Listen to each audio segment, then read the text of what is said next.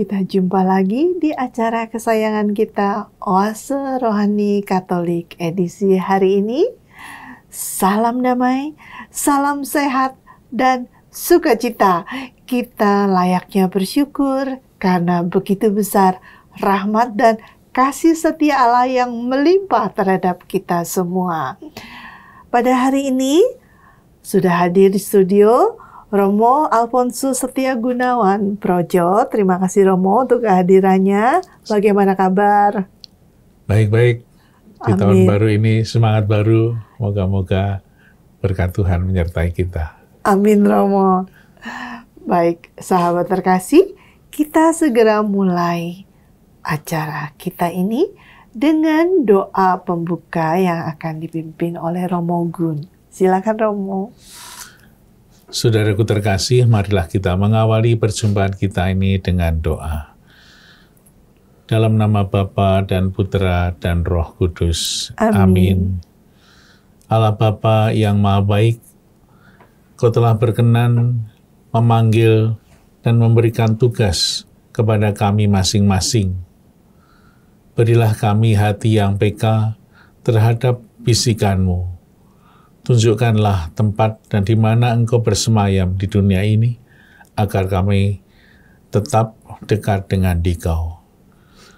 Pada hari ini, setelah kami meninggalkan tahun 2023, kita sudah memasuki tahun 2024. Kami mohon berkat-Mu ya Tuhan, semoga tahun 2024 ini boleh menjadi tahun yang penuh berkat, meskipun tantangan di depan tidak mudah, namun kami percaya Engkau selalu menyertai kami semua. Hadirlah juga di dalam perjumpaan kami pada hari ini, agar kami semakin menyadari bahwa hidup kami adalah panggilan-Mu. Kami persembahkan seluruh rangkaian acara dan permenungan ini ke dalam tangan-Mu, Kau yang hidup dan berkuasa sepanjang segala masa. Amin. Dalam nama Bapa, Putra, dan Roh Kudus. Amin. Antifon pembuka.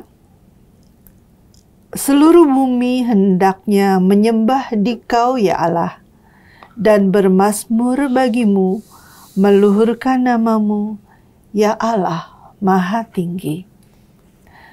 Bacaan pertama diambil dari kitab pertama Samuel, bab 3, ayat 3b sampai 10, dilanjut ayat 19.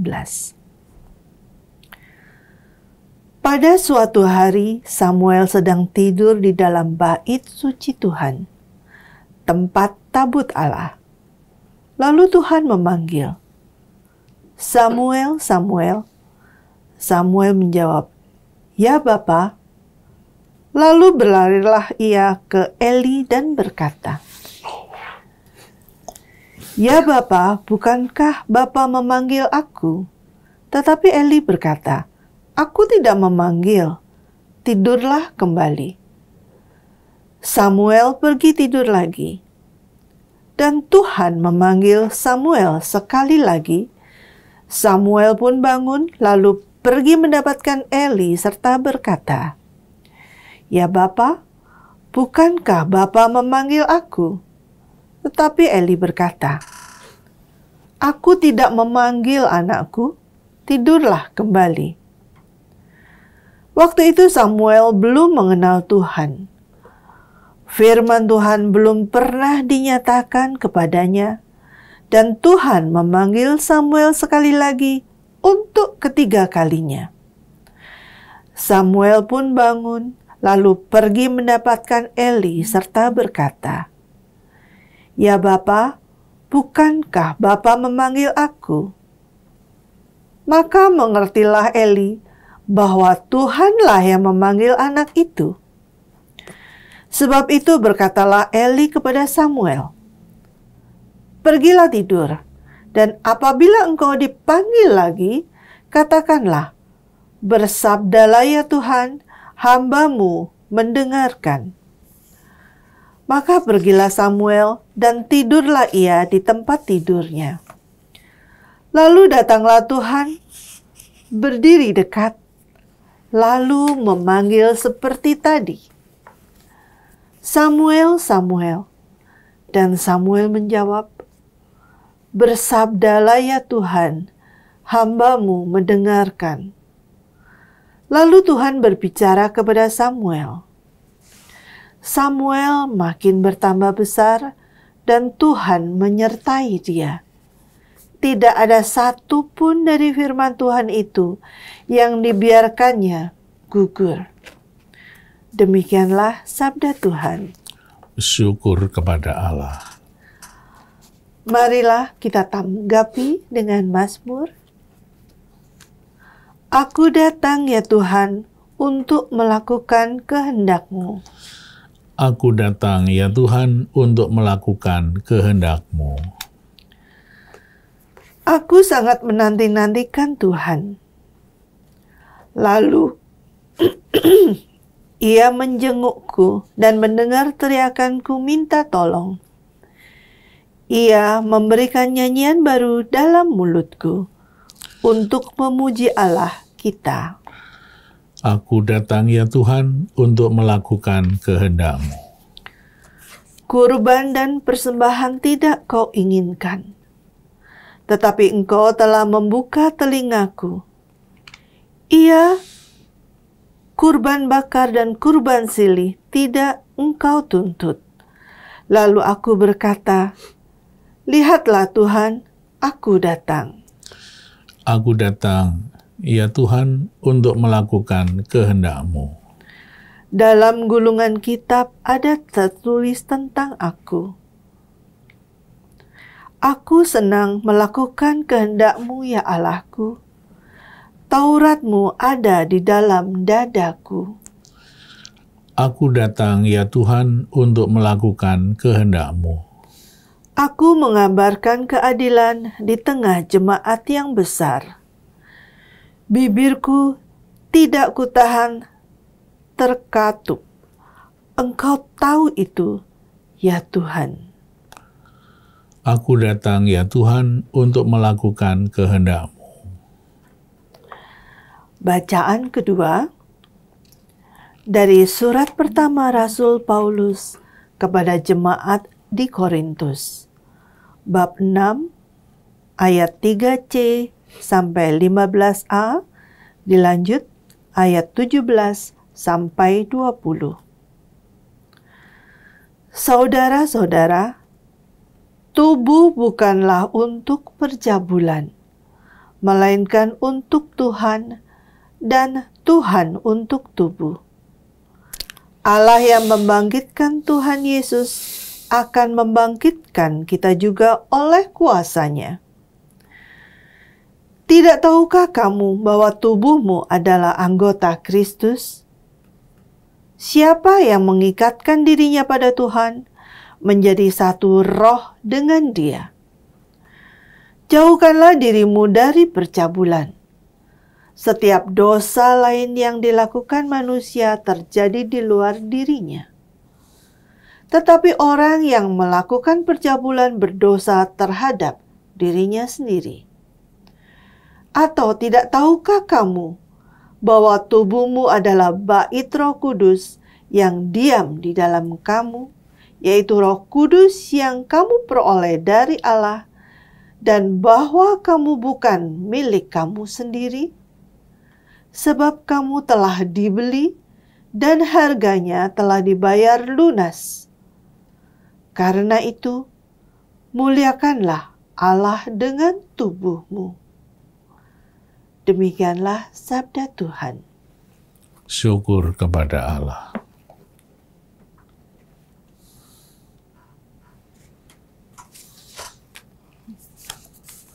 Haleluya, haleluya, haleluya. Haleluya, haleluya, haleluya. Kami telah menemukan Mesias yang artinya Kristus. Kasih karunia dan kebenaran datang oleh Yesus Kristus. Haleluya, haleluya, haleluya. Tuhan bersamamu. Dan bersama roh. Inilah Injil suci menurut Santo Yohanes. Dimuliakanlah Tuhan. Sekali peristiwa, Yohanes berdiri bersama dengan 2 orang muridnya di tempat ia membaptis orang di Sungai Yordan. Ketika melihat Yesus lewat, Yohanes berkata, "Lihatlah anak domba Allah." Mendengar apa yang dikatakan Yohanes, kedua murid itu pergi mengikuti Yesus. Tetapi Yesus menoleh ke belakang. Melihat bahwa mereka mengikuti dia, Yesus selalu berkata kepada mereka, "Apakah yang kamu cari?" Kata mereka kepadanya, "Rabi," artinya guru, "di manakah engkau tinggal?" Yesus berkata kepada mereka, "Marilah, dan kamu akan melihatnya." Mereka pun datang dan melihat di mana Yesus tinggal. Dan hari itu mereka tinggal bersama-sama dengan dia. Waktu itu kira-kira pukul 4. Salah seorang dari kedua murid yang mendengarkan perkataan Yohanes lalu mengikuti Yesus adalah Andreas, saudara Simon Petrus.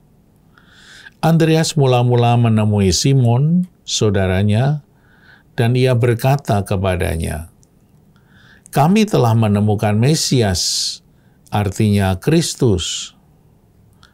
Lalu Andreas membawa Simon kepada Yesus. Yesus memandang dia dan berkata, "Engkau Simon, anak Yohanes, engkau akan dinamakan Kefas," artinya Petrus. Demikianlah sabda Tuhan. Terpujilah Kristus. Sahabat Oase Rohani Katolik yang dikasihi Tuhan, telah kita simak bersama firman Tuhan untuk edisi hari ini. Sekarang marilah kita mendengarkan permenungan yang akan dibawakan oleh Romo Gun untuk mendapatkan inspirasi yang tentunya berguna untuk kehidupan dalam oase rohani kita. Gimana Romo Gun? Kita mulai aja ya Romo. Kita bercakap-cakap tentang percakapan rohani kita. Mulai dari bacaan pertama nih Romo. Ya, kitab pertama Samuel. Dipanggil-panggil ya Romo ya. Gimana kalau dengan kehidupan kita sekarang ini Romo? Ya, pada awal tahun 2024 ini, kita diajak juga untuk merenungkan tentang panggilan hidup kita sebagai umat Kristiani. Ya. Di sana digambarkan dalam bacaan pertama bagaimana suara Allah yang memanggil untuk mengikuti Tuhan itu didengungkan, dikisahkan dalam panggilan Samuel. Dan rupa-rupanya Tuhan memang sudah punya rencana untuk memanggil Samuel dan membawa dia menjadi salah satu orang penting dalam perjanjian lama, boleh dikatakan menjadi seorang nabi yang akan mengurapi banyak orang, bahkan raja-raja di Israel. Nah, kalau kita melihat panggilannya, rasa-rasanya kita bisa merasakan ya, bahwa Tuhan itu betul-betul masuk di dalam dunia manusia melalui peristiwa-peristiwa yang seringkali tidak terduga. Misalnya saja kisah tentang Samuel sebelum dia hadir dan lahir di dunia, itu kisahnya dari seorang ibu yang bernama Hana. Hana adalah seorang istri yang mempunyai suami namanya Elkana. Kebetulan Elkana itu mempunyai 2 istri, satu Penina dan satu Hana. Dan kalau kita melihat ceritanya, Penina itu punya anak, tetapi Hana tidak mempunyai. Dan seringkali terjadi bahwa Penina itu menghina Hana karena dia tidak punya anak, mandul. Maka Hana menderita dalam hidupnya karena perlakuan istrinya yang satunya. Oleh karena itu dia minta kepada Tuhan dalam doanya yang sangat kusuk agar dia dibebaskan dari penderitaannya. Dan akhirnya yang terjadi apa? Tuhan mengabulkan doanya. Doa yang tulus, doa orang suci, doa orang yang sungguh berserah diri kepada Tuhan, didengarkan doanya. Akhirnya Hana melahirkan seorang anak yang akhirnya diberi nama Samuel. Dan dalam doanya, Hana berkata, kalau anak itu lahir akan diserahkan kepada Tuhan. Maka terjadilah ketika Samuel sudah mulai menginjak dewasa, akhirnya dipanggillah Samuel oleh Tuhan melalui sebuah peristiwa yang seringkali tidak bisa kita pikirkan secara rasional ya. Ada peristiwa-peristiwa yang seringkali di luar nalar manusia. Itulah yang terjadi. Maka kita semua juga diajak untuk merenungkan bahwa panggilan setiap orang itu juga dikumandangkan oleh Tuhan melalui batin setiap manusia. Ada yang memang panggilannya sehingga dia mendengarkan suaranya dan mengikuti jejaknya. Ada yang memang suara Tuhan memanggil untuk sebuah panggilan yang berbeda. Ya. Bu Fani punya panggilan sendiri, menjadi ibu rumah tangga. Saya dipanggil Tuhan untuk menjadi seorang imam. Tapi dari Samuel ini dari kecil berarti sudah dipersembahkan untuk melayani ya di bait Allah. Makanya dia tidur dan tinggal di sana ya Romo ya. Jadi dia mempunyai relasi dengan Eli. Eli itu seorang imam yang bekerja atau melayani di tempat, ya waktu itu belum ada bait Allah, tetapi ada satu tempat yang memang dipersembahkan atau dipakai seperti bait Allah. Lalu dia melayani di sana Eli, dan sangat dekat Eli dengan Samuel. Sehingga pada saat itulah Eli bersama Samuel seringkali berjumpa, dan Eli Samuel bahkan tidur di tempatnya. Tempat tabut Allah ya ditempatkan di situ. Nah, ini luar biasa juga ya, si Imam Eli ini mengerti, oh jangan-jangan ini memang suara Allah. Luar biasa. Lalu kalau kita nih ya Romo ya, dalam kehidupan kita, panggilan kita, itu mungkin nggak kita salah panggilan kita menjalankan panggilan yang salah begitu Romo? Ya, Tuhan pasti memanggil setiap orang menurut kemampuan, profesi, dan juga sesuai dengan hati dan jiwa manusia sendiri. Ya, panggilan itu kan sangat panjang, sangat luas, sangat bermacam-macam variasi. Maka apakah saya itu merasa dipanggil oleh Tuhan dalam bidang ini atau tidak? Ketika saya bisa merasakan bahwa saya memang merasa sukacita dan bahagia ketika saya menjalani ini. Maka ketika saya di seminari juga banyak teman yang ada di seminari, tetapi yang menjadi imam juga tidak banyak ya. Sehingga pada saat meniti panggilan itulah di situ kita akan merasakan, ya inilah memang panggilanku karena saya menjalani dengan penuh sukacita. Oh ini bukan jalanku, saya jalannya ke sana. Dan banyak orang yang keluaran dari seminari itu banyak berperan di dalam masyarakat yang hebat-hebat juga untuk ikut menyucikan dunia. Gitu. Jadi tidak pernah takut, nggak usah takut panggilannya salah atau tidak. Sorry. Jadi kekhawatiran saya nih Romo seperti saya dipanggil untuk hidup berkeluarga. Tapi ternyata di tengah jalan, saya kayaknya nggak cocok hidup berkeluarga, begitu kan? Mau pengen jadi suster ya? Enggak. Misalnya memisahkan diri dari pasangannya, atau seperti itu, Romo, gitu loh. Ya, memang hidup ini masih selalu misteri ya. Kadang-kadang kita tidak, Tuhan mau mengendaki apa. Kadang-kadang ada orang yang memang kondisinya tidak memungkinkan untuk hidup bersama, dan dia merasa bahagia juga untuk hidup sendiri misalnya saja. Mungkin panggilan Tuhan di situ, pada saat dia menjalani mungkin kurang persiapan dengan baik, mungkin ada sesuatu yang tidak bisa dilakukan secara sepenuh hati, sehingga dia mencari tempat atau mencari panggilan yang sesuai dengan seluruh dirinya. Tidak mudah memang. Iya. Jadi terus bisa bertumbuh, berkembang, bisa berbelok ya Romo ya. Iya. Ya, kita tidak bisa tidak pernah tahu langsung ya saat itu juga. Dengan bertambahnya usia, kondisi lingkungan ya Romo ya. Tadi kita melihat satu peristiwa yang memang di luar kebiasaan ya, di luar logika manusia. Ketika Tuhan itu berbicara kepada Samuel, dan Samuel tidak mengenal. Ini dikira suaranya Eli, suara imam.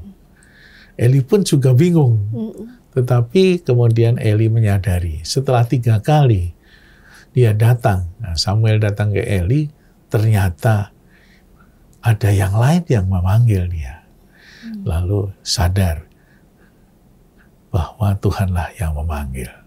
Dan akhirnya memang Samuel sudah dipersiapkan sejak lama.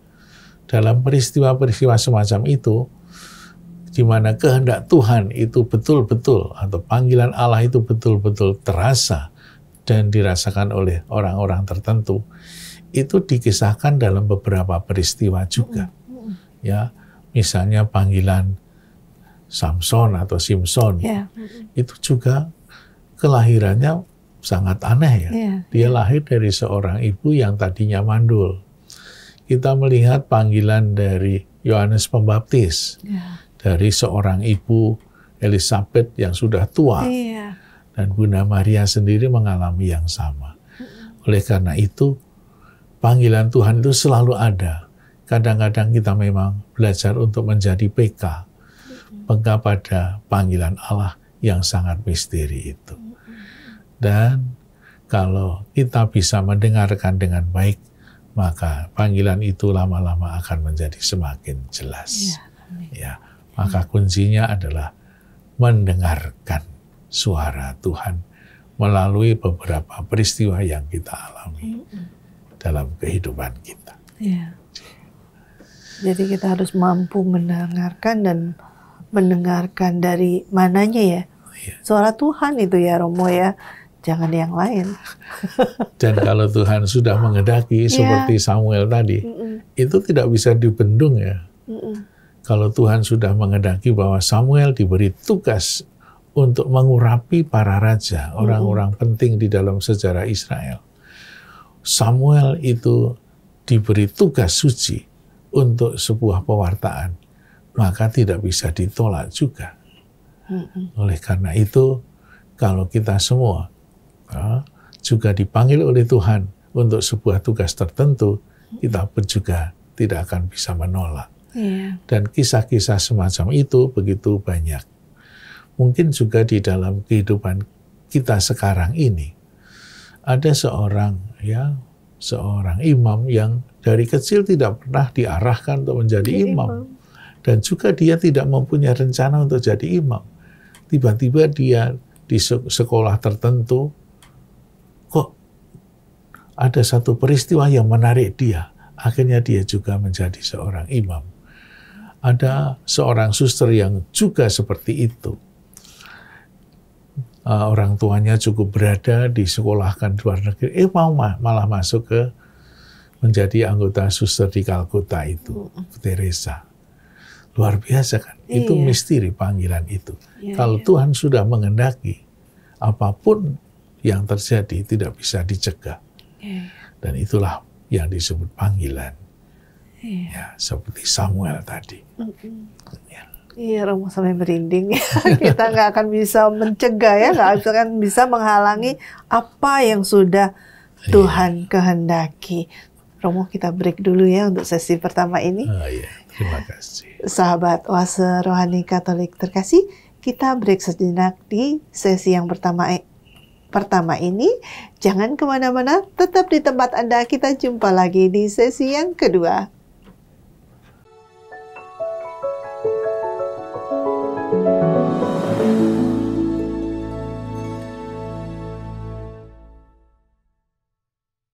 Sahabat terkasih, jumpa lagi di sesi yang kedua. Terima kasih untuk kesetiaan Anda tetap bersama kami. Kami di sini masih hadir bersama Anda, Romo Gun, dan saya Fani. Kita akan lanjutkan perbincangan rohani kita pada edisi hari ini. Tapi sebelumnya, jika Anda memiliki pesan atau saran untuk acara ini, dapat menuliskan dan mengirimkan tulisan Anda ke email orkkaj2021@gmail.com atau ke nomor telepon WhatsApp 0881 0251 33438. Baik Romo, kita lanjut ya. Tadi kita di sesi pertama sudah berbincang tentang Samuel, panggilan untuk Samuel. Nah, di sesi kedua ini kita bahas di bacaan kedua surat Rasul Paulus kepada jemaat di Korintus ya Romo. Iya. Sebenarnya ada ya Romo hubungannya atau tidak? Kita hubung-hubungkan Romo. Menurut ini saya baca di judul dari pesan dari Santo Agustinus ya. Kamu mendengar perkataan tubuh Kristus dan kamu menjawab amin. Jadilah anggota Kristus supaya aminmu itu benar. Ini berkaitan nggak Mo dengan jemaat di Korintus ini? Ya, kalau kita melihat komunitas atau orang-orang Korintus dengan latar belakang dan dengan kondisi yang terjadi pada saat itu, Korintus adalah sebuah kota pelabuhan. Kalau kita melihat petanya, itu ada teluk yang cukup besar di Korintus. Di sana ada dua pelabuhan yang besar. Satu di sebelah barat itu pelabuhan Korintus, lalu yang di sebelah timur itu pelabuhan Kengkrea.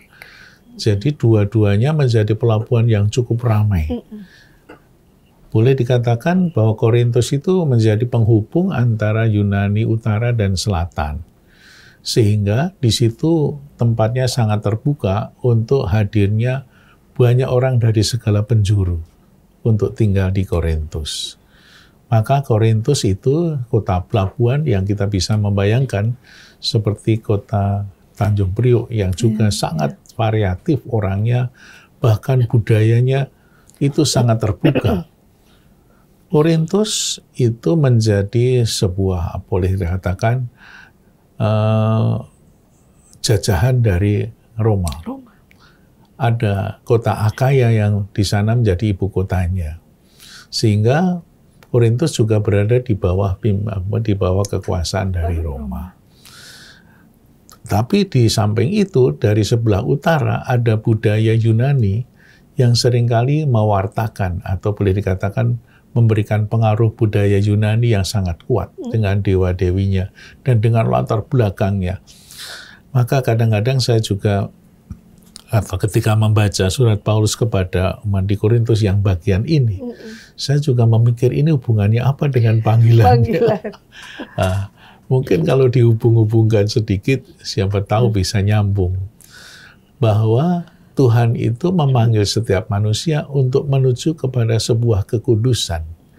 Dan di sana, Paulus diutus ke Korintus untuk mewartakan tentang kekudusan. Justru karena apa? Justru karena orang-orang Korintus itu jauh dari kekudusan, jauh dari penghargaan tentang tubuhnya manusia, tubuhnya yang dimilikinya. Karena apa? Karena di kota Korintus itu pengaruh dari budaya Yunani sangat kuat. Misalnya tentang pelacuran itu diresmikan, bahkan itu menjadi biasa bagi orang-orang Yunani. Sehingga budaya apapun yang masuk dalam Korintus, di kota Korintus, itu diterima semua. Bahkan agamanya sangat bermacam-macam. Korintus itu sebetulnya menjadi kota yang belum lama, baru ya. Dulu ada kota Korintus itu dihancurkan oleh tentara Roma tahun 146 sebelum Masehi. Tetapi dibangun oleh Caesar itu tahun 44 sebelum Masehi. Sehingga kota itu menjadi kota baru dan terbuka untuk semua budaya, baik yang dari Roma maupun dari Yunani. Sehingga di situ campur aduk, ada banyak budak yang ditempatkan di sana. Pada zaman Perjanjian Baru mungkin penduduknya di Korintus itu sekitar 600.000 orang. Dan 400.000 itu budak.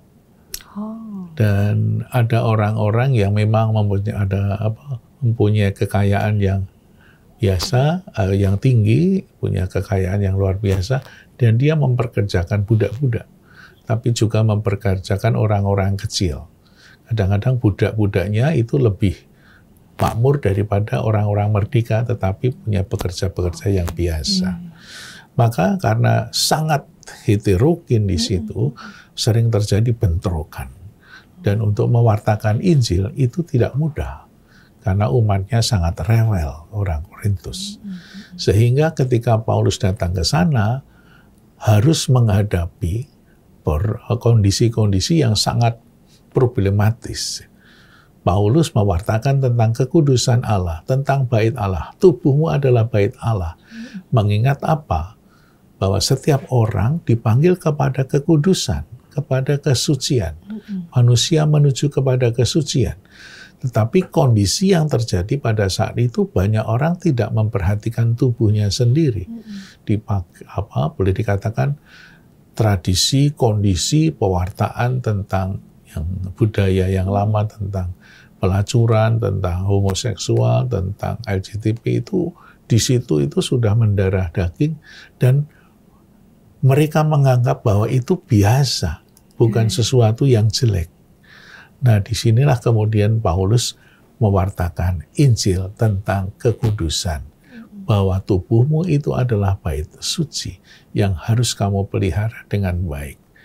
Dan mungkin kalau kita hubungkan dengan Samuel tadi, Tuhan juga mewartakan tentang kekudusan, di mana ditanggapi oleh Samuel yang tadinya tidak tahu tentang Allah, dan dia mendengarkan suaranya, dan akhirnya dia melaksanakan amanat Allah menjadi orang yang dipakai sarana untuk menguduskan manusia. Dan kalau nanti dihubungkan dengan panggilan murid-murid Yesus ke Injil, pada Injil, itu juga kita bisa melihat kemiripan di mana para murid Yesus yang pertama, ya, yaitu Andreas, itu mewartakan Injil, mewartakan kepada saudaranya si Petrus, bahwa saya sudah ketemu dengan Kristus, Sang Mesias. Itu semua juga terjadi karena jasa dari Yohanes Pembaptis. Jadi pada awalnya, murid-murid Yohanes Pembaptis itu semua mengikuti Yohanes Pembaptis. Mungkin juga dibaptis oleh Yohanes Pembaptis, meskipun tidak diceritakan dalam Injil Yohanes. Tetapi ketika Yohanes itu lewat, melihat Yesus, dia memberitahukan kepada Andreas. Seperti yang pernah dikatakan oleh orang banyak. Di dalam kisah sebelumnya, Yohanes juga mengatakan yang sama kepada orang banyak. Lihatlah anak domba Allah yang menghapus dosa dunia. Dan kemudian kisah yang kedua ini diceritakan, lalu Yohanes Pembaptis mengatakan kepada murid-murid Yesus yang pertama, lihatlah anak domba Allah. Dan murid-murid yang pertama itulah yang kemudian mengikuti Yesus dan tinggal bersama-sama dengan Yesus. Dan ketika tinggal bersama dengan Yesus, dia melihat, merasakan, inilah kehidupan Yesus. Maka ketika Andreas bertanya, Tuhan tinggal di mana? Lihat sendiri. Ya, jadi panggilan itu oleh Tuhan bukan hanya sebuah teori, tapi lihatlah, alami sendiri. Kamu akan bisa merasakan inilah panggilan, inilah kehidupan Kristiani. Maka kadang-kadang juga ada orang bertanya, misalnya ada satu kegiatan apapun, itu ada kursus kitab suci, apa yang dipelajari? Yuk lihat sendiri nanti. Ya. Ada kegiatan tentang marriage encounter, kadang-kadang tanya, apa sih yang dibicarakan di sana? Ya sudah, lihat sendiri, alami sendiri. Maka panggilan adalah sebuah pengalaman yang harus dijalani, dan di situ kita akan merasakan. Dan ketika Yesus mengatakan kepada Petrus, engkaulah Petrus, engkau akan dinamai Kefas. Dan itulah yang akhirnya yang dikatakan Yesus terjadi dalam kehidupan murid-murid Yesus. Iya, Romo. Yang saya pikirkan ya, Romo ya, dengan kedatangan Yesus Kristus ya, menjadi solider terhadap kita, menjadi manusia gitu ya, itu memang benar-benar membantu ya, Romo ya. Menjadi manusia sama dengan kita. Beda halnya saat Samuel dipanggil. Tidak ada wujudnya, Romo ya. Hanya suara. Ya, itulah pertumbuhan dari kehadiran Tuhan. Kehadiran Tuhan dalam Perjanjian Lama itu kan diungkapkan dalam berbagai macam tanda. Tanda itu ada suara, ada guruh, ada bledek atau apa itu namanya. Itu ketika umat Allah itu berjalan di padang gurun, ada sinar, ada api, dan lain-lainnya, tanda-tanda. Tapi kemudian kehadiran Tuhan itu diwujudkan secara nyata dalam seorang pribadi yang namanya Tuhan Yesus. Dan panggilan dari Tuhan kepada manusia menjadi lebih jelas ketika hadirnya Sang Allah yang menjadi manusia sama dengan kita. Itulah solidaritas yang menjadi tema dalam Keuskupan Agung Jakarta. Iya. Jadi kita harusnya iman kita itu lebih kokoh, bisa lebih jelas gitu ya, Romo ya, mengimani Yesus sebagai Tuhan kita. Romo, ada ini nggak pesan buat kita semua atau closing statement ya untuk bacaan pada hari ini, Romo? Ya, seperti yang tadi dialami oleh Samuel, bahwa Samuel itu tidak tahu ini siapa yang memanggil. Mungkin dalam kondisi sekarang ini, kadang-kadang kita punya kondisi yang mirip-mirip. Kita diajak di dalam kondisi dan situasi yang begitu banyak tantangan, carut-marut, begitu banyak persoalan, ramainya luar biasa. Di tengah keramaian, suasana, dan persoalan, kita diajak untuk membuka hati agar kita bisa mendengarkan suara Tuhan di tengah-tengah persoalan hidup yang begitu berat, ya. Sehingga di tengah-tengah mungkin ada pemilu sebentar lagi yang akan datang, banyak orang Katolik, sama-sama Katolik, kok berantem gara-gara soal pilihan. Kadang-kadang seperti itu kita tidak bisa mendengarkan suara Tuhan itu seperti apa. Dalam persoalan keluarga, misalnya suami istri pada berbeda pendapat sampai berantem, apakah kita masih bisa mendengarkan suara Tuhan di tengah-tengah hiruk-pikuk kehidupan ini?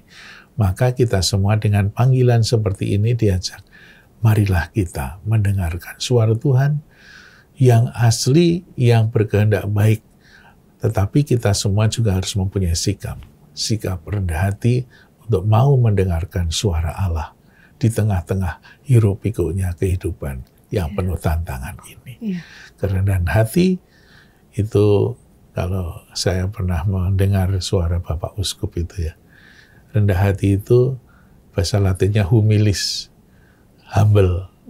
Kalau dicari akar katanya sampai pada kata humus. Humus itu adalah semacam pupuk kompos. Kalau pohon itu dikasih pupuk kompos akan subur, akan berbuah banyak. Maka kalau manusia itu dikasih pupuk kerendahan hati, maka imannya akan tumbuh dan berkembang, perbuatan baiknya akan dirasakan oleh begitu banyak orang.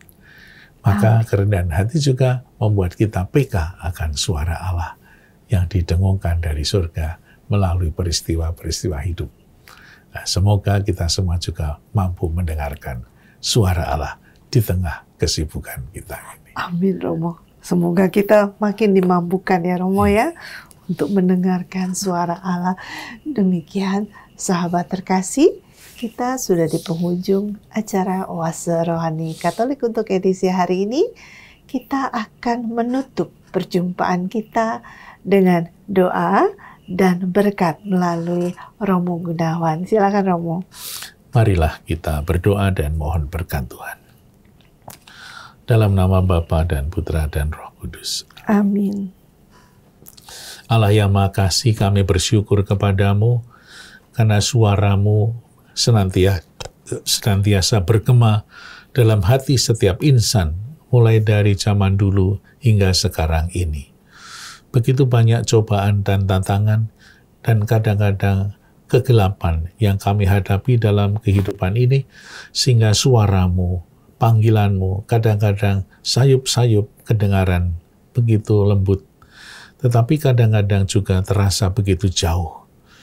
Maka semoga kisah tentang panggilan Samuel dan panggilan para murid pertama juga boleh bergema di hati kami semua, sehingga kami mampu mendengarkan suara panggilan-Mu untuk menuju kepada sebuah kekudusan, kesucian yang menjadi inti dari kehidupan Kristiani. Dan semoga kami semua yang masih berziarah di dunia ini, boleh Kau anugerai kepekaan, boleh Kau anugerai kerendahan hati, untuk tetap setia mendengarkan suara panggilan-Mu dimanapun kami berada, melalui peristiwa-peristiwa, baik di dalam rumah tangga kami, di dalam gereja, dalam setiap doa dan permenungan kami. Kami yakin bahwa dengan bantuan rahmat-Mu, kami akan mampu untuk membawa nilai-nilai surgawi dalam kehidupan kami ini, dengan pengantaran Kristus Tuhan kami. Amin. Tuhan sertamu, Dan sertamu. Semoga kita senantiasa dituntun, diterangi, dan dianugerai berkat oleh Allah yang Maha Kuasa, Bapa dan Putra dan Roh Kudus. Amin. Terima kasih, Romo Gunawan. Sama-sama, Ibu Fani. Demikianlah sahabat terkasih, sampai di sini perjumpaan kita untuk Oase Rohani Katolik edisi hari ini. Akhir kata, Romo Gunawan dan saya Fani pamit undur diri. Sampai jumpa di acara berikutnya. Salam damai.